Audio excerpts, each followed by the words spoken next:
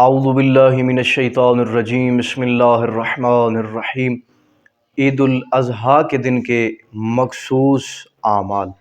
مومنین، یقیناً کل کا دن عبادت خدا کا دن ہے، دعاؤں کے مستجاب ہونے کا دن ہے، لہٰذا کل کے دن جتنی ممکن کوشش ہو سکے عبادت خدا کریں اور اپنے مرحومین کو بھی یاد رکھیں۔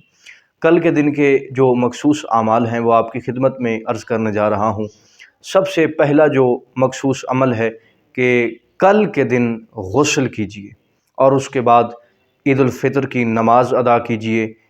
اس سے اگلا عمل کل کے دن قربانی کرنا اور اسی قربانی کے گوشت کے ساتھ افطار کیجیے۔ چوتھا عمل جو کل کے دن کا ایک مخصوص عمل ہے، زیارت مظلوم کربلا پڑھنا۔ پانچواں عمل دعائے ندبہ کا پڑھنا، اور چھٹا جو خاص عمل ہے صحیفہ کاملہ کی 46 نمبر دعا کی تلاوت کیجیے۔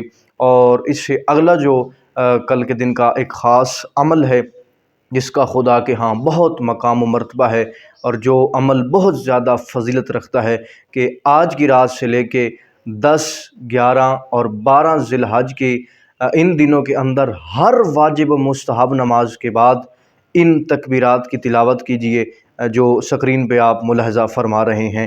جو بھی انسان کل کے دن ان اعمال کو بجا لاتا ہے، خدا اس کی تمام عبادات کو قبول فرماتا ہے، خدا اس کے تمام دعاؤں کو مستجاب فرماتا ہے، اور خدا اپنے غیب کے خزانوں سے اس پہ رحمتیں اور برکتیں نازل فرماتا ہے۔ لہذا کل کے دن دعائیں بھی مانگیں اور اپنے مرحومین کو بھی کل کے دن یاد رکھیں۔